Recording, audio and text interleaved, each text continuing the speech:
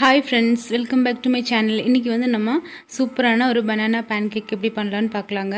இது வந்து நேந்திரப்பழம் சாப்பிடாத குழந்தைங்க கூட இந்த மாதிரி நீங்கள் கேக்ஸ் பண்ணி கொடுத்தீங்கன்னா கண்டிப்பாக சாப்பிடுவாங்க.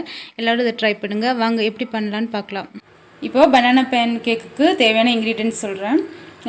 நேந்திரப்பழம் வந்து 2, 4 முட்டை, தேவையான அளவு நெய், ஒரு 5 ஏலக்காய், திராட்சை, முந்திரி, சர்க்கரை. இப்போ ஒரு மிக்ஸி ஜாரில் நான் 4 முட்டை வந்து உடச்சி ஊற்றிக்கிறேன்.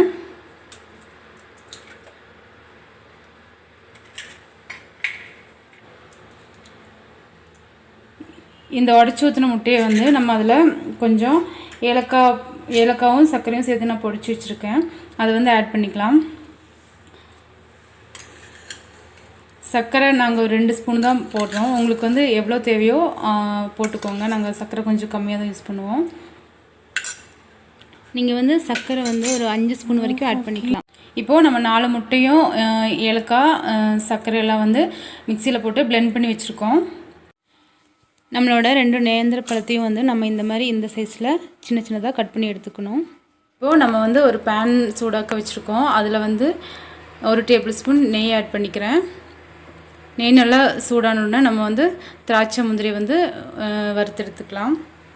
இப்போது நம்மளோட திராட்சை வந்து லைட்டாக ப்ரௌன் கலர் ஆகிடுச்சு. இந்த ஸ்டேஜில் நம்ம முந்திரி ஆட் பண்ணிக்கலாம். ஆட் பண்ணிவிட்டு இதை வந்து மாற்றி வச்சுக்கலாம். எடுத்து ஒரு பிளேட்டை தனியாக வச்சுக்கலாங்க. இப்போது நம்மளோட அந்த பேனில் வந்து நெய் கொஞ்சம் இருக்குது. முந்திரி திராட்சைலாம் வறுத்த மீதி நெய் இருக்குது. அதிலே வந்து நம்ம இந்த நேந்திரப்பழம் சின்ன சின்னதாக கட் பண்ண வச்சுருந்த பீஸை வந்து போட்டு நல்லா லைட்டாக வறுத்து எடுத்துக்கலாம். நம்ம வந்து நேந்திர பழத்தை ஒரு 2 நிமிஷம் நெய்யில் வந்து வறுத்தா போதும். நல்லா சாஃப்ட் ஆயிரும். எப்போவுமே பழுத்த பழமாக எடுத்துக்கோங்க. இப்போ வந்து நம்மளோட 4 முட்டையும் அப்புறம் சுகர் ஏலக்காய்லாம் சேர்ந்து நம்ம மிக்சியில் பிளெண்ட் பண்ணி வச்சுருக்கிறத வந்து இந்த பேனில் ஆட் பண்ணிக்கலாம். நான் பேனை வந்து சிம்மில் தான் வச்சு குக் பண்ணிகிட்ருக்கேன். இப்போ அந்த ஸ்டேஜில் தான் நம்ம எக்கோட மிக்ஸை வந்து இதில் ஆட் பண்ணிக்கலாம். இப்போது நம்மளோட மிக்ஸி வந்து எல்லா இடத்துலையும் ஒரே மாதிரி லெவல் பண்ணி கொடுத்துக்கலாம். அதுக்கப்புறமா லோ ஃப்ளேமில் ஒரு 10 மினிட்ஸ் வந்து நம்ம ஒரு மூடி போட்டு வேக விடலாங்க.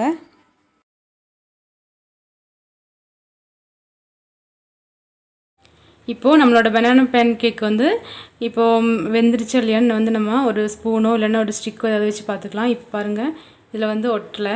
ஸோ நம்மளோட பனானா கேக் வந்து ரெடி ஆகிடுச்சு. நான் ஒரு பிளேட்டில் மாற்றிட்டு காமிக்கிறேன்.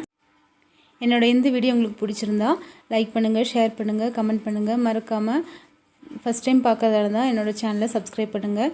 பக்கத்தில் இருக்கிற பெல் பட்டனையும் கிளிக் பண்ணுங்கள். அதில் ஆளுங்கிற ஆப்ஷனை செலக்ட் பண்ணுங்கள். தேங்க்யூ.